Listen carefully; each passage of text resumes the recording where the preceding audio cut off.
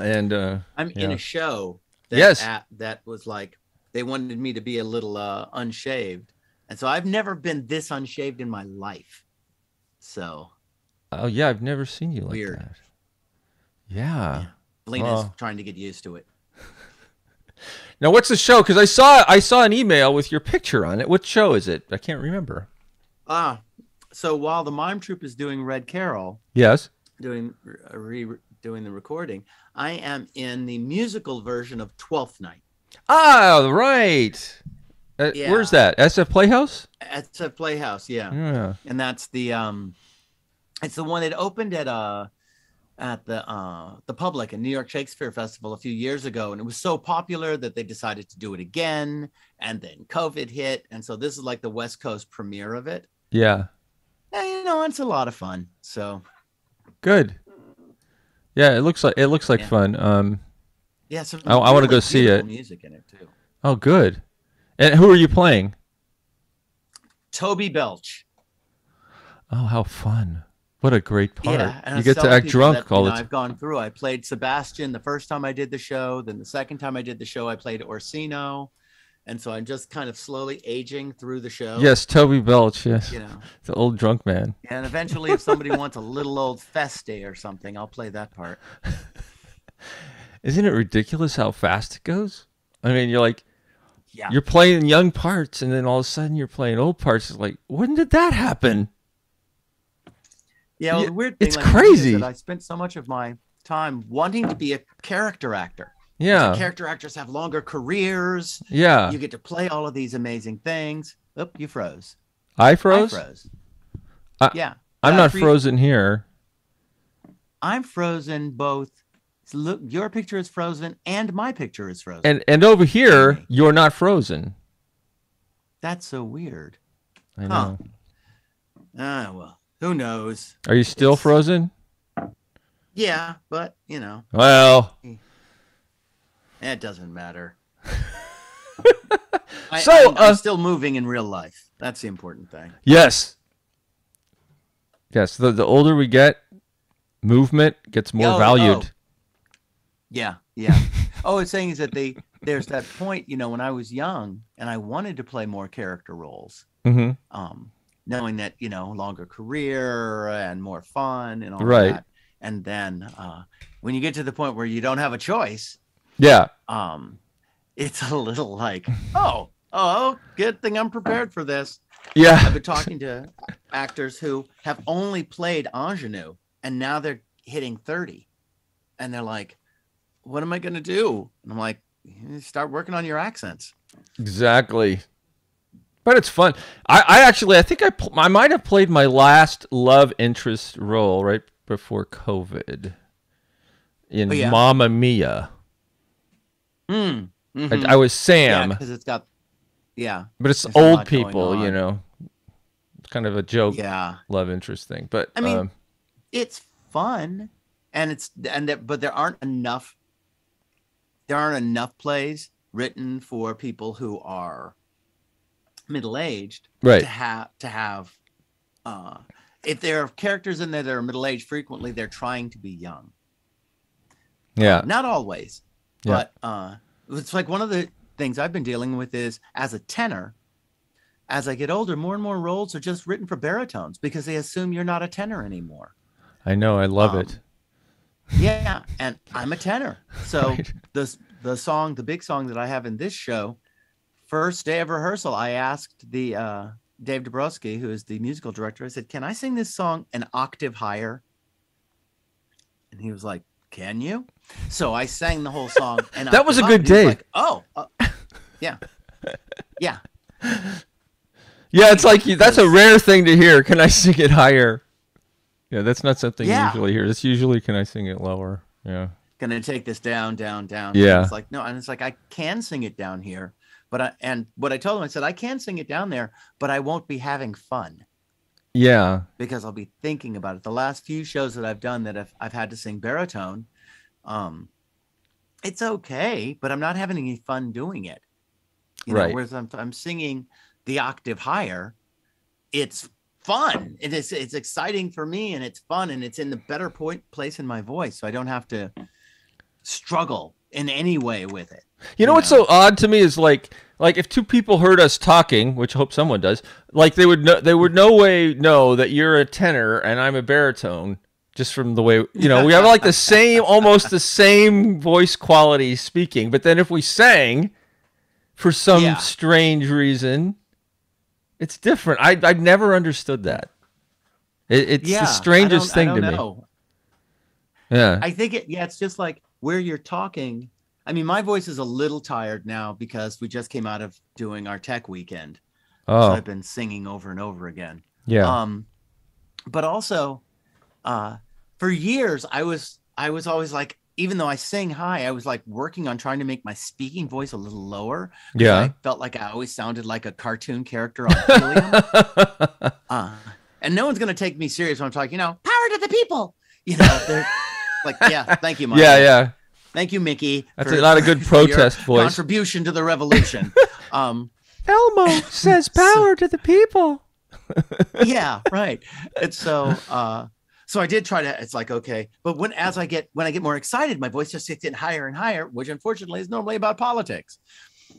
And or if I'm talking to somebody about a play I've written, and like, well, tell us about the research. And as I talk about it, and my voice gets more and more excited.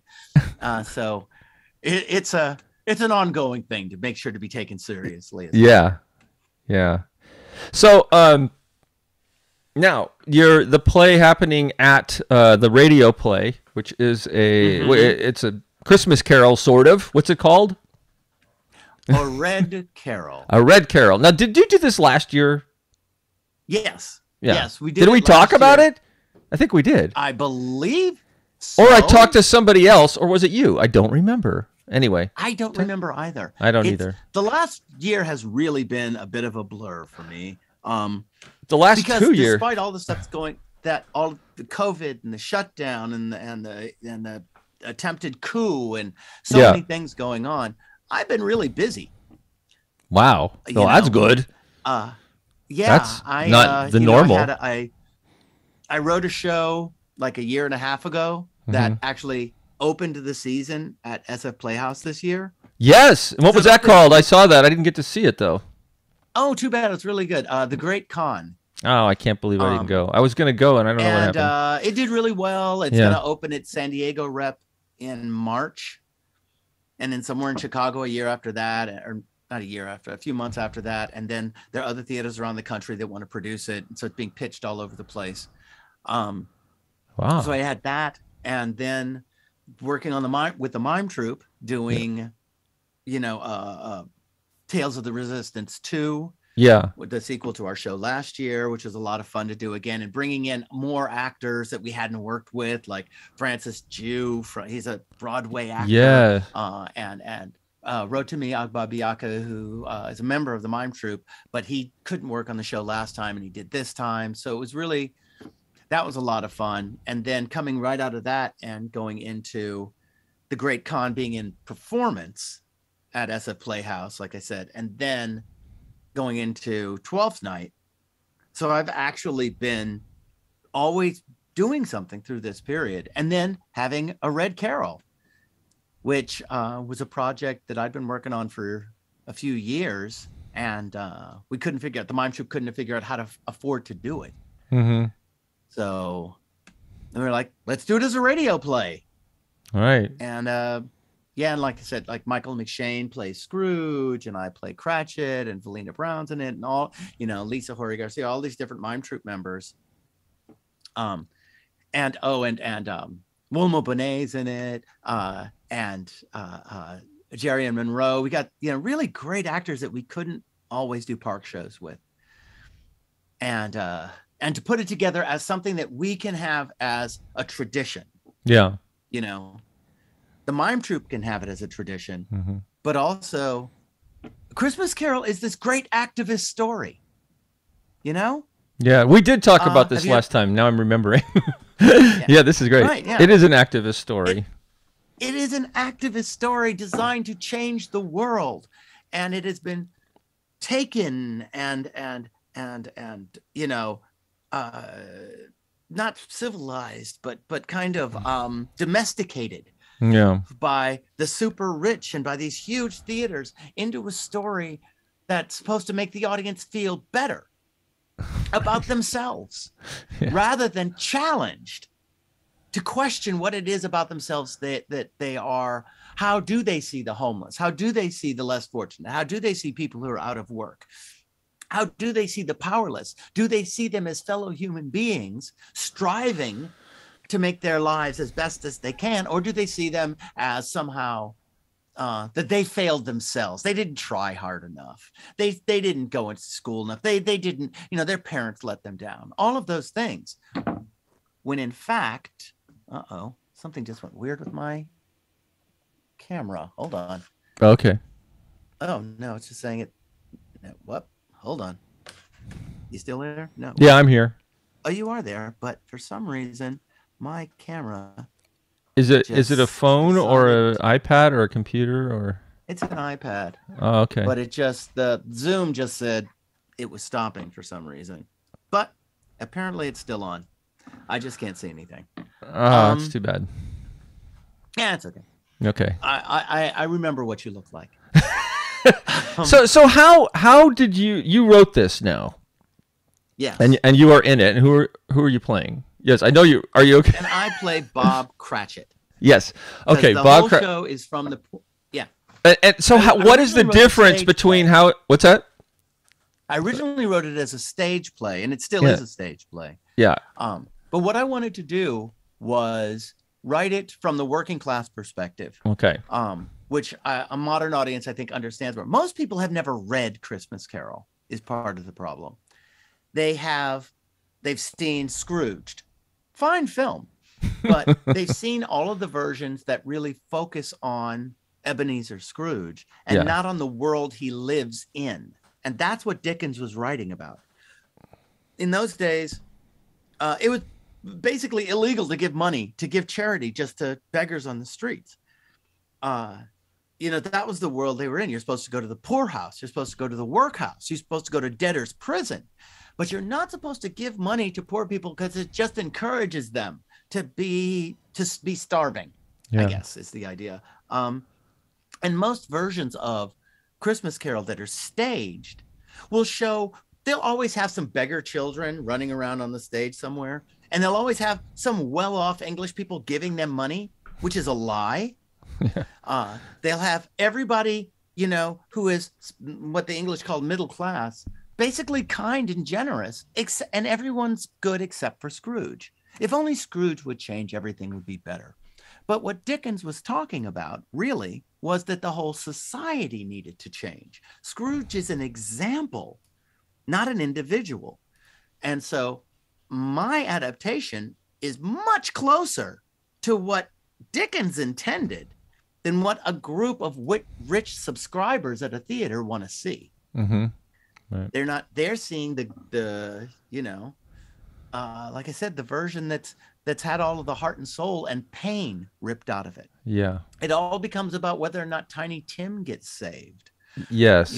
And not all of the starving children who died in London during the winters, all of the kids who were abandoned. Was it 1 out of every 10? I think funerals in London in that period were just abandoned, starving children. Wow. When we see Christmas Carol and you it's snowing and these kids are wearing rags and they're singing Christmas carols and they're always cheerful. Those children on the streets of London or Birmingham or Manchester or wherever in the world that are singing songs on the streets in the winter wearing rags aren't happy. They're not cheerful. They're singing for the few pennies that might keep them from dying that night. Yeah.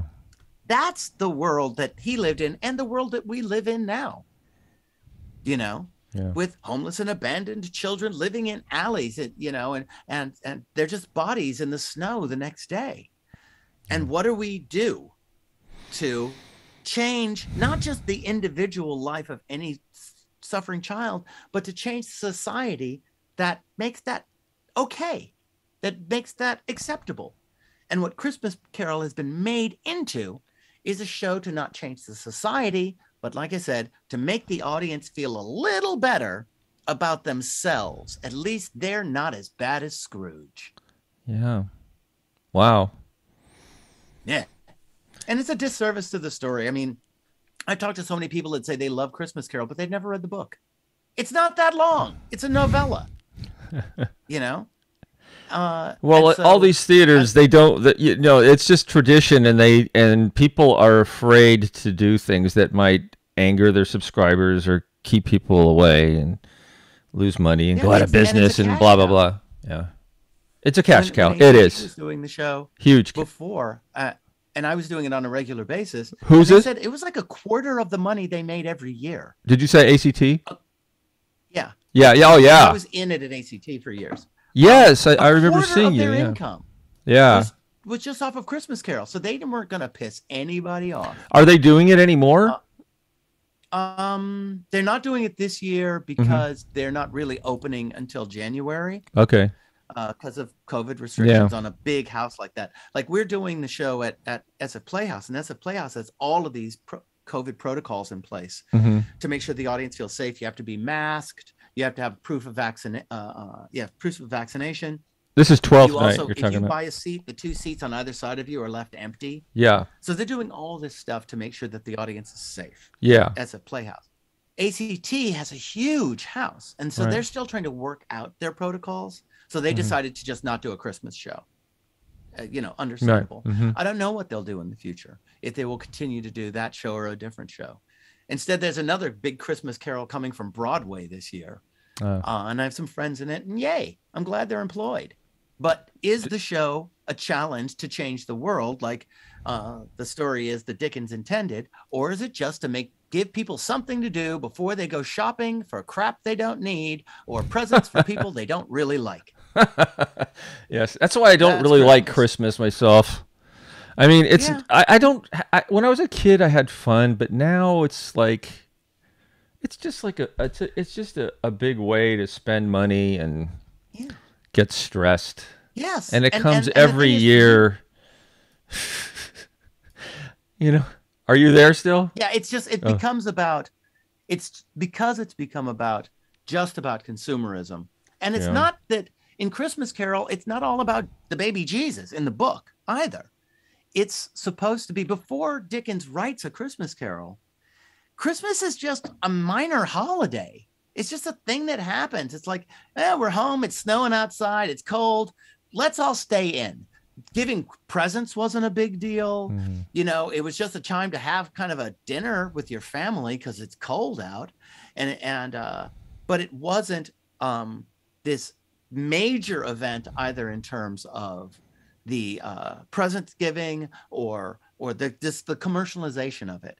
It doesn't happen until after World War II, really. Yeah. And the post-war economic boom that happens in the United States, and it happens here because everybody else had their factories bombed in World War II. Yes, so I was just going stuff from the United States. I was just going to say that because I've spent a number of Christmases in France now because my wife is French, and it's very different there. It's more like Thanksgiving, I would say. Yeah. You give gifts, but you give one or two gifts to maybe two max, and it's only to your most immediate family, And it's nothing. It's never anything expensive. It's never anything, outlandish ever. No one expects anything ridiculous. It's just so much less pressure, and so much more about just getting together and it's more like Thanksgiving. Driver of the economy. No, definitely is not. No. Family get together. Here it is, our driver. Yeah, and it is very much the driver for our economy, for all of these stores. So not being able to go out shopping last year. They're in San Francisco, going downtown, there are all these stores that have been closed since last Christmas because they relied on the Christmas money. Yeah. And it's unfortunate to have a society that's based just on consumption and not on creation, Right. Because, we've got to support these stores, but are the workers that are making the things, are they doing better because of the things that are made? Are they, aren't there other things we could be making? I would rather not have Christmas presents and have us just make better solar panels, things like that. Well, Well, I'm really so, looking forward to when you guys can go outside again and do your shows. Yeah. I mean, I love the radio plays. I've really enjoyed listening to them, but I think you guys, Mime Troupe makes its biggest impact when it's live outside in front of hundreds and hundreds of people.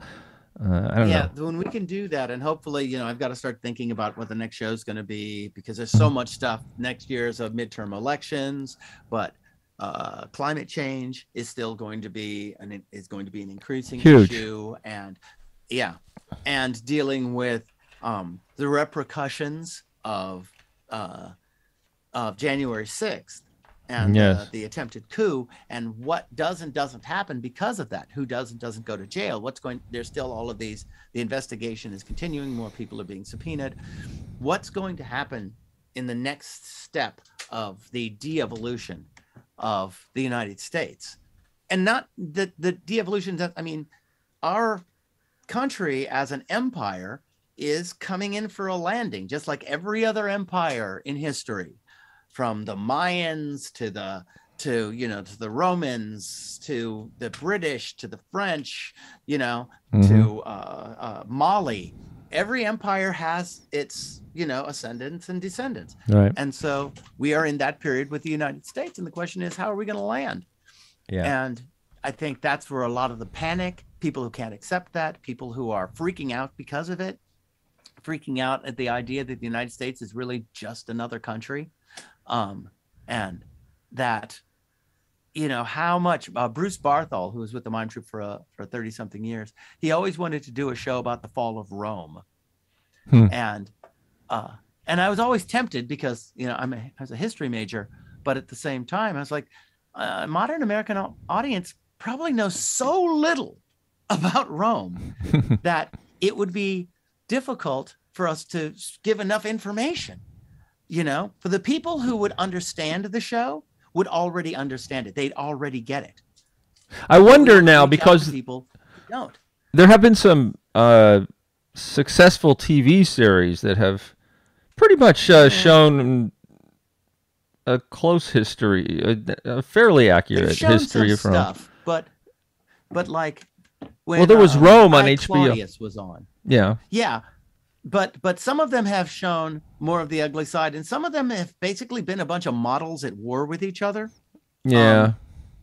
And I wasn't thrilled with Rome as somebody who's studying history, and it was like, it was more complex about that, but also so often when you think about the United States as a modern empire, and knowing that the vast majority of people are just working class folks.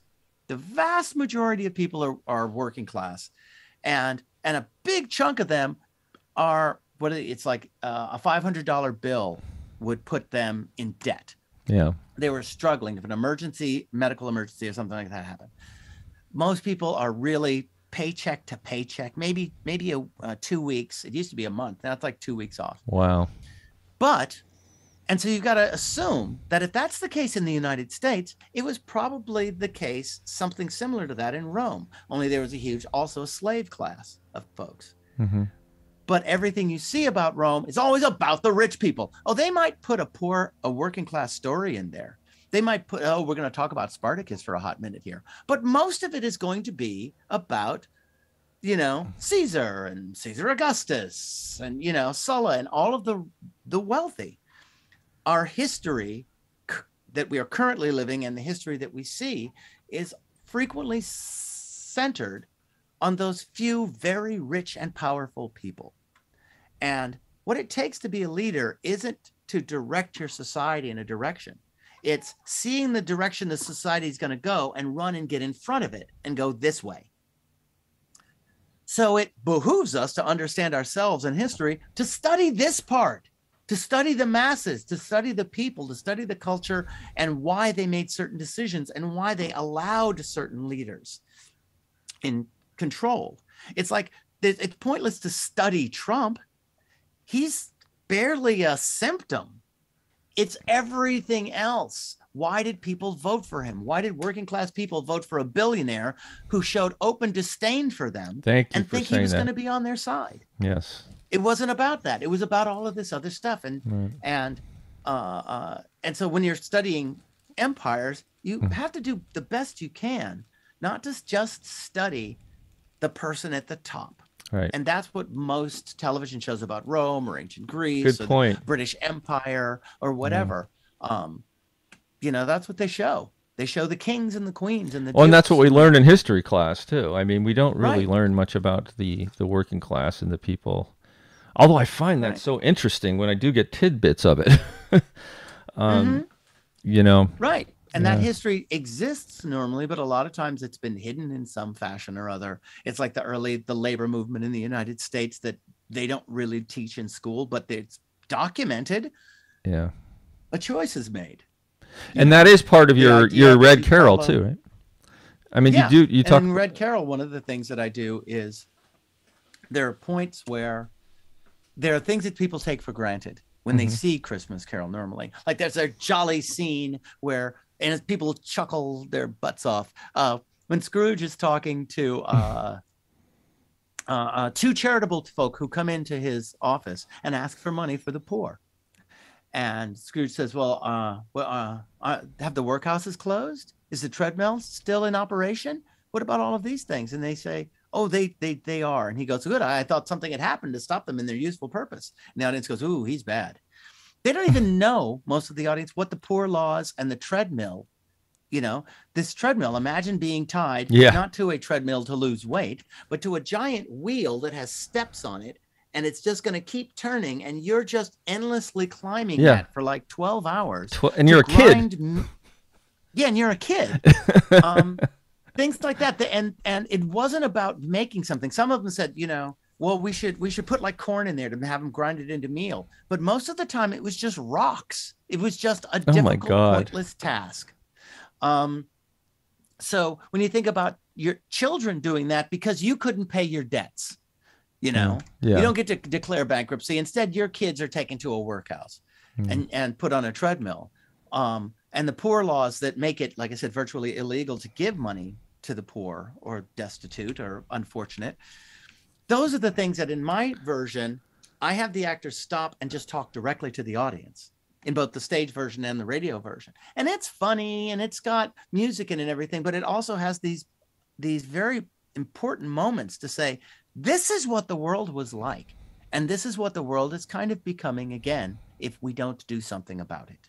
Mm-hmm. So, you know, it's very mime troopy and that kind of making the world a better place is a constant joyful task, but it's something we all have to put our backs into. So what do you think we can do about the homeless problem here in California in our big cities? I mean, the thing is, like I was just talking to my wife about this. Okay, so we've got this ridiculous rent situation in San Francisco. Mm-hmm. And there's all the lies that we've been told about why rent is so high in San Francisco. Oh, it isn't.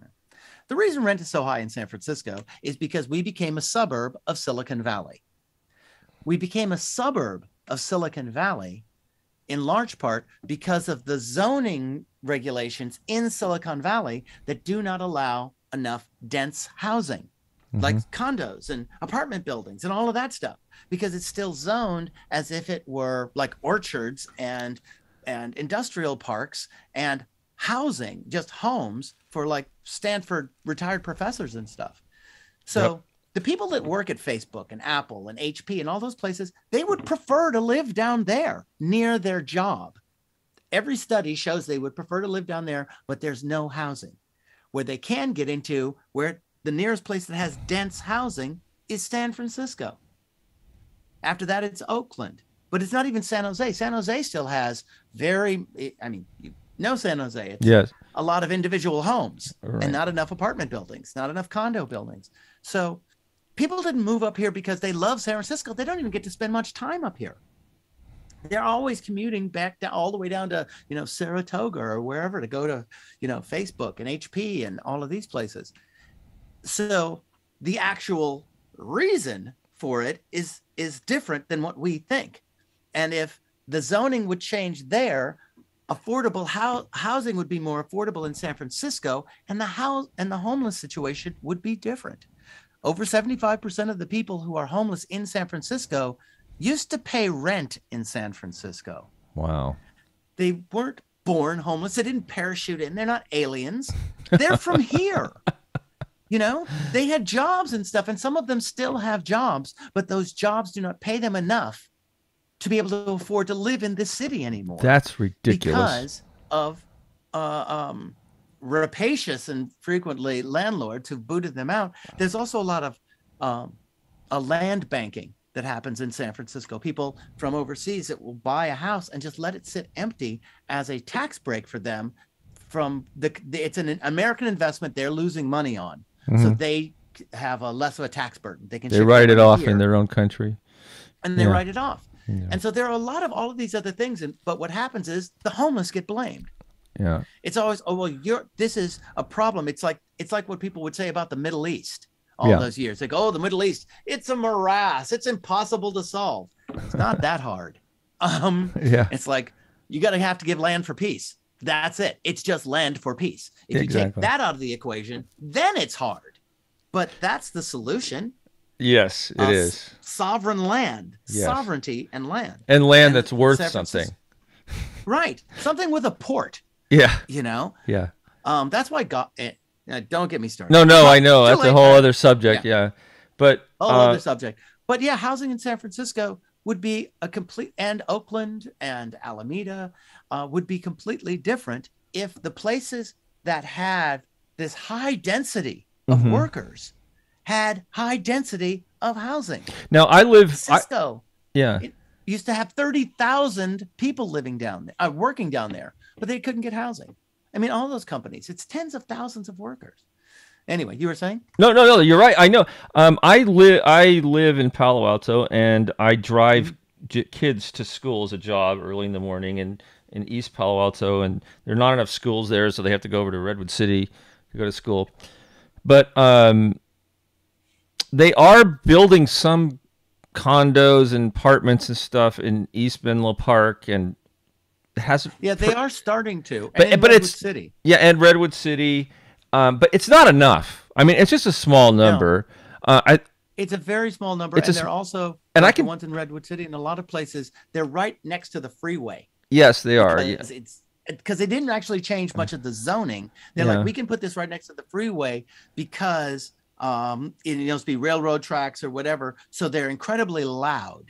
Yeah, people move in there and their trains and I know and freeway noise and traffic and trucks going by That's all the time. Horrible. They try to put up retaining walls to block the noise, but it doesn't totally work. But if those places, like when Oracle left their like headquarters down there, those buildings, whenever those big corporations decide to move to Texas because they are, they like fascism or something, whenever they decide to move, those buildings should just be turned into housing. Yes, and I'll tell you, there's so much land there that's not being used. A lot of it is parking lots. Parking lot. I mean, I drive by it every day. And then I'm telling you, the whole. I'm a progressive Democrat, I guess you would say, but I do get a little disgusted with the Democrats.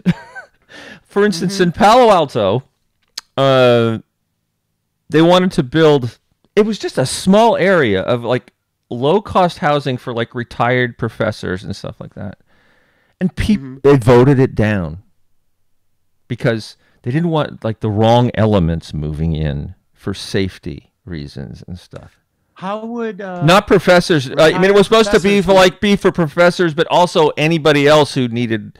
They had room for like just the common man to come in and for a small number of these units. Well, and they were afraid of that happening, and that's just disgusted me. Also, Google wanted to propose to the city of Mountain View this whole thing where they were going to build build these apartments and townhouses and stuff. And Mountain View wants control over it, and so they didn't let them do it. Yeah, well, it's the same thing like you're saying in Palo Alto, all of those places where they are what would be technically, I think, reactionaries. Now, the thing about saying, like, there are a lot of people who say, oh, I'm a progressive. And it's like, they mean social progressive. Yeah. They mean that they don't think you should be fired because you're black. They don't think that you should be hounded out of your housing because you're gay. They are social progressives. They are not economic progressives. Right. Right. And progressivism, for most of its history in the United States, was about economic. Yes. About economic progressivism. How is this helping the working class?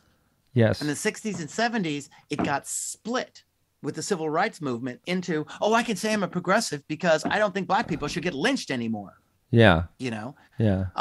It's like the people who, as a black man, you know, you see the person who's got their Black Lives Matter sticker on their car, but as you walk by, they lock the door. Right. You know? Right. What is that called? Virtue signaling. Isn't that what they call it? Yes. Yes. And I hate that. God, it makes me sick. Oh, it just gets me so angry. It really makes anybody happy. Oh, I mean, but the people who hate that. But the people who are doing it don't even know they're doing it. Or, you know, it's like here you virtue signal all day long. You live in Palo Alto, and then when you have the opportunity to support some affordable housing, you say, "Oh no, not in my backyard." Right. Somebody it's else disgusting. That's what happened to someone else. And so the idea that you can have anything and this is, you know, it's a human thing, but it's also very American, that you get something for free, that somehow you could have change, but it will cost you nothing. Right. It's like, I'm worried about climate change, but I'm still going to buy an SUV that I will drive by myself, like right next to a train to go back and forth in case I ever have to transport a soccer team. Exactly. You know, right. And it's like, that is like that argument, the whole or people are like, well, what if society falls apart? Well, if society falls apart, you won't be able to get gas. Yeah. So having a SUV is not going to help you. Why would you buy a vehicle this was a real argument that people had. Say, okay, well, my daughter's on the soccer team, and every few months, it's my responsibility in the set of families to transport the entire team somewhere. Fine. On that day, you rent a car. Yeah. That's what you would do. That's what your grandparents would have done if they had to do it. They would have wasted money buying a ridiculous tank of a vehicle to drive it a mile to go to rallies or Safeway. And my grandparents only had one car. A few months. Yeah, you just freaking have a car. You buy one car and you share it. Yeah, how about that? I used City Car Share for years until they got privatized. They were a nonprofit organization, and they got privatized and killed because they wanted to change it into a different kind of money-making proposition, which was just horrible. That it's still around. But yeah, car sharing, having a vehicle that's appropriate. When can you ride a bike? If you need a car, how big does your car have to be? And a lot of people are still going to be like, oh, I don't want to get an electric car because what if I decide I need to drive across the country? Is that going to realistically come up? Why don't you take the train? And if you really have to drive, rent a car. Just rent one. Well, you know what I think too is I think that the government should mandate somehow encourage these companies to manufacture affordable electric cars and then require that that's what we do.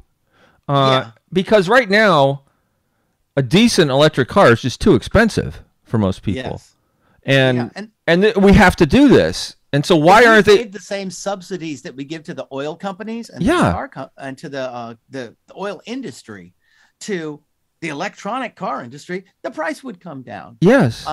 But we have, our country is run by oil folks and they see that, I remember back when Clinton was president and the oil industry had to admit that they had gotten billions of dollars from the government to research alternative energy.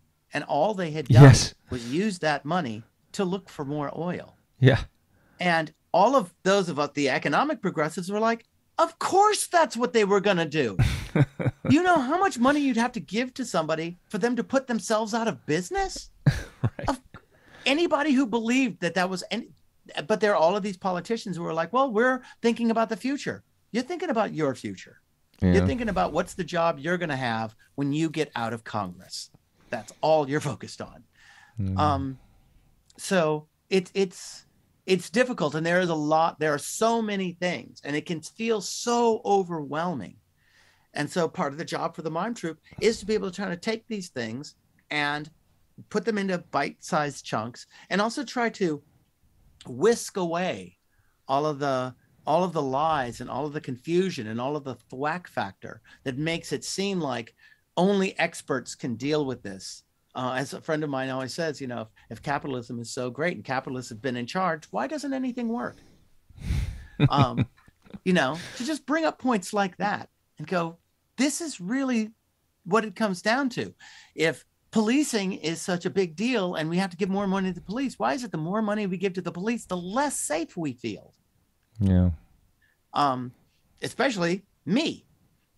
There are so many issues that have been focused in the wrong way and put seen through a kind of a kaleidoscope to confuse us, to make us feel as the working class that we can't handle these things mentally and intellectually. And that's just a lie. We need to always feel positive that if we were in charge, we could change things for the better for ourselves and everyone else. So we just have to get in charge. Mm-hmm. Yeah. And we have to have fun doing it. That's one of the things where people say, oh man, you're part of the struggle. And I'm like, no, I'm part of the joyous march to inevitable victory. Yeah. That's how you got to think of it. No, I agree. You have to stay positive, and you have to do whatever you can to foster change. Yeah. And that's what you guys do. Like you're saying, virtue signal and.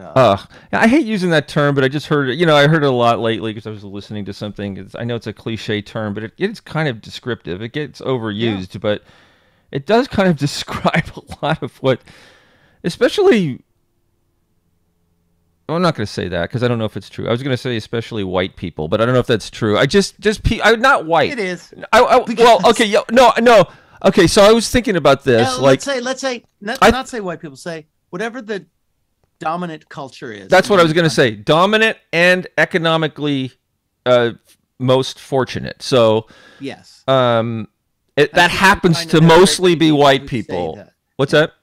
I'm sure in China there are a great many comfortable people. Yeah. Who will indicate that they're very concerned about the housing crisis that's happening in China now. Exactly. That's what I meant. It's like the dominant economic majority, which happens to mostly be white people. I mean, because I'm trying to, in my own life, I am trying to not. I think that it's important that we start actually getting more particular about who it is that, or what groups, not personally, because it's groups that are causing the problems, whether consciously or unconsciously. If we just keep saying white and black, brown, people of color, white people, all we're gonna do is just start hating each other for no reason. Right. It's just the people who have the power, and it's regardless of their race. Mm-hmm. That's what I think. I mean, the way I was raised, it was they were like, well, what's more important? My parents would say race or class, and it was both. They are inextricably linked. Yeah.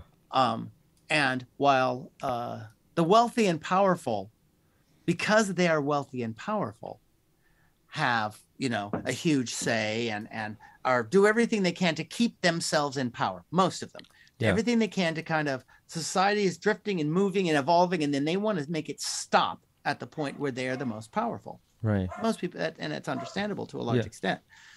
It just so happens that in this country, not a lot of black people in that position. No, not a many lot. Native Americans at all. No Native Americans. Right. So it's not that it's not an either or thing, but it's a mainly thing. Yeah, I know. Yeah. But also how that psychology drifts down to people and how they control a white working class by telling them that the most important and most valuable thing they have, an average white working class person, isn't their rights. It isn't their the sense of society, owning the society because they are in a democracy, that the single most valuable possession white working class people are told they have is skin color. Yes. And they will And that give is up so wrong. everything else for that. That's brainwashing.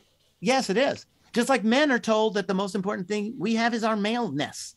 Yes. You know, and that's also brainwashing. And so that whatever it is, we have to hold on to and protect that, you know. Yes. And it's like somebody's coming to take it. Yeah. You know, nobody's coming to take that from us. No. But we're still told that that's the most important thing and that there's an assault on maleness. No, there isn't. There's a huge counterattack that men are perpetrating upon people who aren't identified as men. But besides that, we're not under assault as a psychologically, you know, but still, if they can tell you that the thing that is about you that is intrinsic to you is under threat, you will hopefully be so distracted that you won't notice that the corporation is selling the factory and moving it overseas, that you're losing this, that your housing is getting ridiculous, that your healthcare system is falling apart. Yeah. But at least you're still white. You know? Exactly. I think that like you watch any of these shits, you watch CNN, you watch Fox News, all they're trying to do is create more and more and more dissension. And it's always about race, gender, and it's because these billionaires own these companies and they know that's what's going to bring them the most money. Right. And it's going to cause the most hatred. And it's going to cause get your enemy, whether economic or geographical, to fight amongst themselves. They're not looking at you. Exactly. You know, and they're just like, even if they're whatever it is, they want the system, like I said, to stay the same so that their advantageous position is maintained. And the way to do that is if you can keep the working class fighting amongst themselves. Yes, and if you brainwash white working class people, like you say, to believe that their whiteness is the thing that must be held on to, you have accomplished a lot. Because you have accomplished because in their eyes, we're all the same. We're all the rabble. Right. We're all rabble. I mean, and if everyone just would realize that, I swear, we would be so powerful. Yes. But it's so much to go against. It is so much to convince. Just convincing people they're in the working class is so hard that there's no such thing as a middle class. Technically, it has no definition. Working class is if you work for a living and you rely on that money for your to pay things, basically. If you weren't working, you'd be broke. Right. So you can have people who are very wealthy and they have a job, but they're not working class because if they lost the job, they'd still be rich. They wouldn't be homeless. They'd still have food. They'd still be able to live out their lives. Yeah. So you're working class if you need the income, and you're owning class if you inherited money or if you've reached a point where you no longer need the income and you're relying on your investments or interest or businesses that you own a big chunk of or all of. You can live off of passive income. Right. But the capitalists in this country managed to convince enough people in the working class that they were this thing called middle class. Which is getting smaller and smaller, if it ever existed in the first place. Yeah, right. It has, and that's the thing. What is middle class? What do you think it means? Yeah. Go, if you don't have to work with your hands, you don't get dirty. That's working class. And I go, plumbers make a lot of money. Yeah. Wouldn't they be middle class then? You know. What about elevator repair people? They make tons of money. They take, and there are people who work in Silicon Valley who are not making much money at all. Right. You know, there are people receptionists. Receptionists, but also like adjunct professors. Exactly. Yes. Literally homeless. Right. You know, wouldn't an adjunct professor be middle class by their? Yeah. That's the thing is there is no real definition. If you're an adjunct professor at a community college like De Anza, you're getting paid minimum wage. Not at a community college. Just anywhere. Really? There was an article in The Guardian maybe 3 weeks ago about the number of adjunct professors at Cambridge who are living in a park. Oh my God. I mean, people who they fall through the cracks, but they still have to show up to work. There was a woman who was an adjunct professor somewhere back east at a college, and she did a protest because the college was paying adjuncts so little. So she set up her tent on the steps of their library. and they didn't know what to do because they didn't want to just send the cops in to arrest her and drag her away. She works there, but she's like, I can't afford housing here because I'm paid a few $1,000. Wow. And so the amount, so like, again, there's no definition of middle class. Middle class is simply workers who have been convinced to think of themselves as almost rich.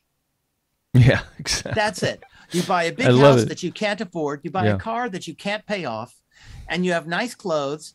But it's all, a facade. You don't actually own any of those things. The bank owns them.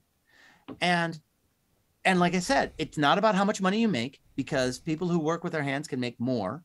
It's not about your education, because you can go to a very nice school and end up with a horrible student loan debt and be paying that off, working in a job that wasn't even the one you studied to have. Yeah. But you're considered middle class, but you're a freaking barista somewhere, an unhappy barista, someone who most of her money goes to paying off the debt. But she'd be considered middle class because she graduated college?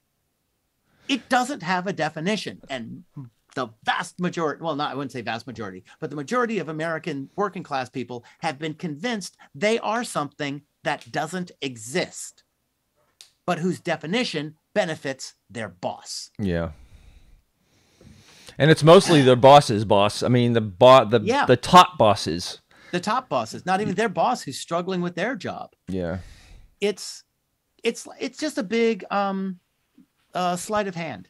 Yeah. It is. In a country that doesn't make enough stuff anymore, that found ways to stomp on unions and to celebrate obscene wealth. Yeah. There is no way that any of these people, Elon Musk, Bill Gates, none of them earned all of that money. Most of them started off as rich. Most of them inherited money. So they started off rich. And they got richer by just the traditional capitalist way. Underpay the workers. You just don't pay the workers what you actually should pay them. You skim off the rest and you keep it. Or you give it to your stockholders, who might have invested thousands of dollars, but they've made back millions of dollars. The rest of that money, the difference is the money that didn't get paid to the workers. Right. The workers in this country, it's like they say, if our minimum wage had tracked along with the cost of living, it would be up like $25 or something by now. Yeah. But it hasn't. But the cost of living has continued to go up and the GDP has continued to go up. Who has that extra money? Where is that unpaid extra money going? And then you change the channel and see that, Jeff Bezos is going into space again. Well, all CEOs of these major corporations make so much money. The multiple between the average worker in their company and what they make has gone up and up and up year after year for the last 30 or 40 years. Yeah, one of the things, I remember when Wells Fargo, it turned out how they were ripping people off by creating false accounts and all of that. Yeah. Because criminal organization like most banks. And they were talking about how much money the CEO at Wells Fargo at the time, he was going to take a pay cut. And eventually he was fired. But my opinion is that if you have somebody who runs a bank, they run a bank, they're a CEO of a bank, and they cannot manage to live on $1 million a year, they're bad with money. Yeah. They shouldn't be running a bank. Well, a lot of these people want to just make their families rich too for generations to come. Right, and that's what's called an aristocracy. Yeah. And that's one of those words that don't get used enough in the United States, is that we've always kind of had an aristocracy, and now it's about making sure that your family is rich for generations to come. That's just an aristocracy. That's part of what the War of Independence was supposed to be about, right. Undermining to a certain extent, is being ruled purely by a landed and inherited aristocracy. Yeah. It wasn't about freeing the slaves or equality or really a revolution. It was just a War of Independence from that aristocracy. Yeah. And now we just have And then people will worship this. The average workers will go, oh man, this person's my hero, Elon Musk. And it's like, Elon Musk would drive over you to get extra Skittles. Let me tell you about Elon. All right, Elon Musk. So my wife worked for a company for many years called Palo Alto Products, and they invented the Tesla with a guy named Martin Eberhard, who they worked with, and they built the first Teslas, and then they formed the Tesla company. Martin Eberhard was the main inventor, and he is an inventor. He invented the first ebook. He invented all kinds of things. I almost worked for him years ago when he had the ebook, but he had to sell it to Franklin. Anyway, he was running Tesla for the first year or two, and they had those original cars. Do you remember? Sometimes you still see them. Yeah. And Elon Musk came over from either PayPal or eBay. I can't remember. I think it was PayPal. Yeah, and Martin is very much an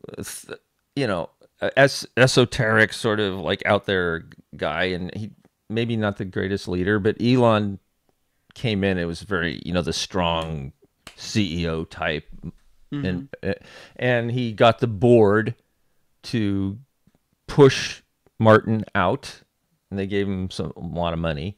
And then Elon bought the right. This is what I love. He bought the right to say that he was a founder of the company, of Tesla Corporation. So when he walks around and acts like he invented the Tesla and that he founded the company, he's allowed to do that because he purchased the right to be able to tell a lie.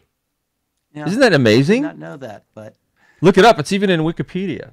Oh, I believe you. But they don't say it that way. But that's what happened. Well, I was trying to tell someone the other day. They were like, "Well, he worked his way up," and I was like, "No, I think his parents owned emerald mines in South Africa did. Or something." Yeah, it's like in another country. He comes from money. Yeah, he hasn't made anything. He's bought things. He's bought the rights to things.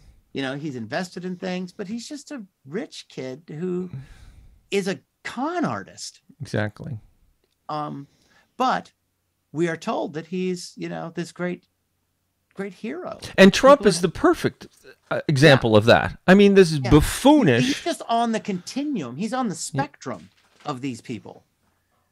And he came at the right time where these people who were gullible enough to believe all the things we just talked about voted for him and worship him because they see him as the ultimate capitalist, the person who made it on his own, and they can do it too one day. You could do it too. And also I think that like I said, I think that there's a lot of things that he represents. He'll just say things, that, and people appreciate that. Even when he says bad things about them, they feel like, well, at least he's being honest. Oh, that's and just he Trump. Also implies things that they feel like they know what he's thinking. Yes. He could be racist. He could be sexist. He could be, homophobic and transphobic and a nationalist and all of that. And he could say enough coded things that the white working class in the United States, who are so terribly oppressed, but have attributed that oppression not to capitalism, but to immigrants. Yeah. Or the immigrants are ruining our country. Critical race theory. And whatever that is. Yeah, whatever that is. Also known as history. Yeah, exactly. You can't tell it. It's critical race theory is a number of theories put together to teach in a way to teach history. Yeah. But in an honest way. It's ridiculous, this whole thing. Yes. No one could. It's very complicated what critical race theory is, and nobody actually even knows. Right. It was just a paper that somebody wrote about something about looking at things through a particular lens in colleges. Exactly. And it's simply become, a scapegoat for everything else. But what it really is about is, again, if you have a mythological past, it's almost like what the United States is going through now with its history of racism is like what the Catholic Church went through with the whole child raping thing. Yeah. You just deny it. You deny it and deny it and deny it and deny it and deny it. And anybody who talks about it is excommunicated. They're outside of the family. They're trying to tear down everything. They hate God. Yeah. Yeah. And so that's where we're dealing with critical race theory. It's like, if you're saying that, then you must hate the United States. Yeah. You're a traitor. You need to be stopped. Anything. And because the United States is perpetually under imminent existential threat, anything that's done to save the United States is justified. So they can shoot you. Oh, they can jail you on trumped up charges. They can do anything because you are threatening the very existence of the country by insisting on this heresy. Yeah. Oh my God. That's a lot of stuff. What are we going to do? Comedy.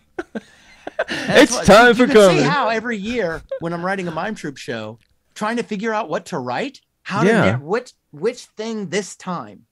And why there are some people who say, well, every mime troupe show is about the same. And it's like, no, they're very, very different, except when it comes to the nugget of the problem. That the essential problem is normally going to be some kind of propaganda. Yeah. That is being perpetrated. The Great Con, which was at SF Playhouse, was co-produced by the San Francisco Mime Troupe. You know, all these people who are like, oh, you guys always do the same thing. And it's like, well, no, we do our park shows, we do our radio shows, and we do indoor shows periodically. And it was in a different style, but it was still ultimately what it was about was how propaganda, who does propaganda benefit? And how racism, sexism, regionalism, all of these things are aspects of propaganda and who writes your history. Mm-hmm. So, you know, I didn't even think about it at the time, but yes, it's a critical race play. We have such good propaganda in this country, though. I mean, it's it's expert. Every country has it. I was talking to someone recently. The person was very into Shakespeare. And we were talking about it, and I said, yeah, well, you know all those kings in Shakespeare, they're French. You know that, right? And they were like, oh, well, what are you talking about? And I said, yeah, they're French. The French ruled England for like this vast period of time, you know. Right. William the Conqueror. The Tudors were really established. They go, oh, you know, it's like the Plantagenets. It's a French word. They spoke French in the court. Most of those kings didn't even spend much time in England. Richard Richard the Lionheart, the hero of Robin Hood, the guy who comes back at the end to reclaim England, he spent in his life about 18 months in England. He was born in France. He died in France, spent his life in France. Most of those kings did. In French, in Shakespearean history plays, whenever the new king is coming in, he always goes to France to raise an army. Yeah, right. Because he's French. Yeah. But so we have centuries of Shakespearean propaganda. They're great plays, but they're lies. And people think that's history. And even this person who loved Shakespeare, read all the plays, thought they were great, but had never actually looked at the history of them. And so I've never believed the history in Shakespeare. Right. It's so screwed up. I remember when I was studying history at Cal, and I was also a minor in English, and I was reading these Shakespeare plays, and it was like, wait a second, he just made that up. You just said this. That never happened. He made that shit up. I mean, that's not what happened. Right. Yeah. But it's like, well, I always have to tell people after I tell them the Shakespeare part, and they're like, ooh, and I go, yeah, and pretty much everything you know about the French Revolution was written by the English. And they're like, wait a minute, what? I'm like, go and if you ever read a book about them, about the revolution that the English hated, it was probably written by the English. Right. Most of the books you've read on Napoleon were written by the English. You know, the French loved Napoleon. Yeah, most of the history that you've read about Black Americans were written by white Americans. Most of the stuff written about the working class were not written by the working class. Some of them are. Interesting. Like Studs Terkel's work and different people, but you just have to consider the source. It doesn't mean that the source is necessarily actively lying, but they're seeing it through a particular lens. Yes. And the more varied the lenses you look through, and the more history you read broadly, the more you could see what makes sense and what must not be true. Right. So that's interesting because with the Napoleon thing now, as an American, I learned Napoleonic history probably, as you just said, through books written by the English. Mm-hmm. And I have a certain perception of Napoleon as kind of being a whacked out like dictator person who took over other countries for no reason and stuff. But then when I talk to my wife, the French, all like 100% love Napoleon. They have a different history of Napoleon. And he did incredible things for that country. That guy was a genius leader domestically. Yeah, and why the French Revolution is like, they're like, oh, the French, he was out conquering all these places. Well, the French Revolution happened, and they were immediately attacked by all these other European countries that were ruled by kings. Now, and why did Napoleon become emperor? He was hoping that the wars would end if they reestablished a monarchy. But also, once you're dictator, it's hard to retire. Well, yeah, so he had trouble in that area. Yeah, he did terrible things and things that I could thoroughly disagree with. He did. But at the same time, the revolution is like, they always talk about the reign of terror. Yeah. After the counter-revolutionaries came back to power, they killed like 5 times as many people in something called the White Terror. Mm-hmm. You never hear about it. Right. Yeah. You only hear about Robespierre being terrible, but you never hear about the White Terror and the people that came in and were just killing people in the streets. That, and using the guillotine, they're like, oh, it's a revolutionary thing. No, they kept using it till the freaking 70s, I think. 70, like 78 was the last one. Yeah. And there's even a video of it on YouTube. You can see the guy getting his head chopped off. Side note, though, if you think about it, which way would you rather go? Head. Right. I'd rather go with the guillotine. It's actually more humane. That's why they invented it. It was the most humane.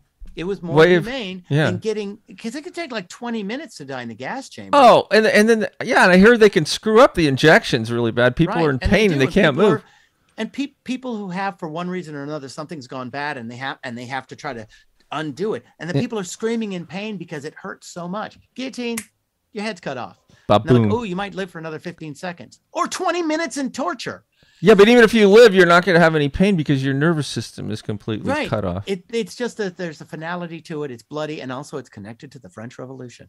Right. Anyway, history, it's a whole thing. All of these are history books. I love history. Trying to find your way around that propaganda. And that was another part of the Great Con. It was very much about consider the source. When we hear about Genghis Khan, we're normally reading books written by people who feared him, hated him, or when he was redefined in the 17 and 1800s, because up till that point, he was still considered the great king of the past. At that point, the English were suddenly moving into Asia, and they had to redefine Asians as evil. And so evil, barbaric, and all of this stuff. Whereas Genghis Khan, not a barbarian. See the play. Okay. Well, maybe I hope I can. I know it's not going to be here. I know. Thank you so much, Micheal. Yeah. This is great. Enjoy talking to you always. And I hope you guys have a chance. Everybody has a chance to listen to Red Carol, because it's also like everything we do at the Mime Troupe, all the power to the peopleness we can with, really countering what you think you know about. Yes. Listen to Red Carol. Society. Yeah, and it'll counter that. It'll be a counter to the happy Scrooge you might go see somewhere else. The story where he's just a happy guy. And also, like I said, us wanting this to be a tradition, a constant, hopefully at some point we'll have enough money to actually do the production, or with another theater company, which we're approaching companies now about next year.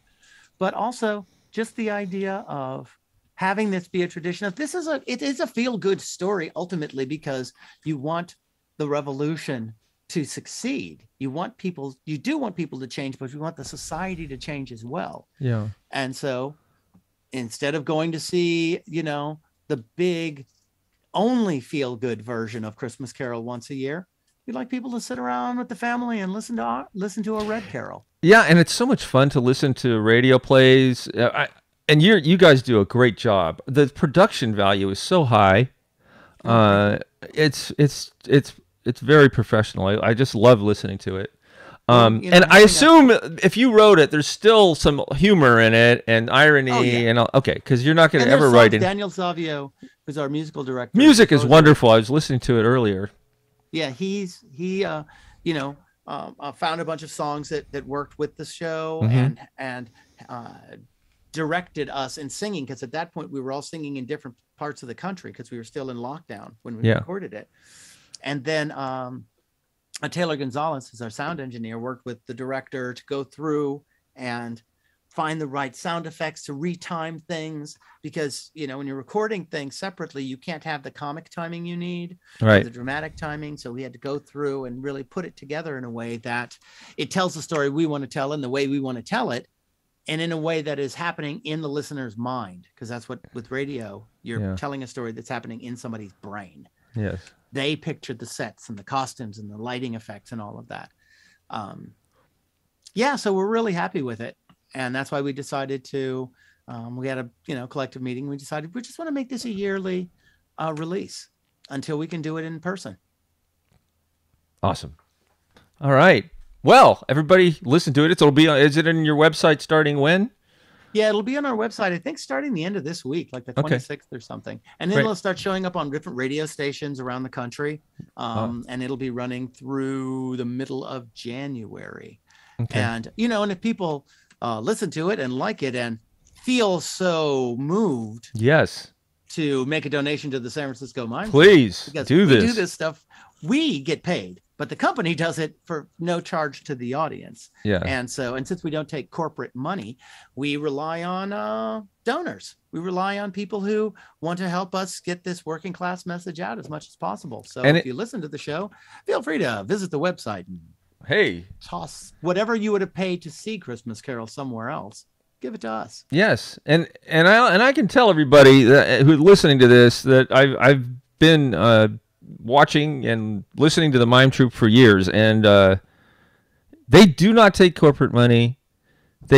Their productions are fantastic, and they put on the kind of theater that a lot of people should be striving for. Not super expensive theater, but well acted, wonderful music. Original scripts dealing with the issues of the day, and something that I think that is a great model for other companies in the future. So the show that I'm doing now, there are actors in it. They were like, "So tell us about the Mime Troupe. Do you guys get paid?" And it's like, "Yeah, we get paid."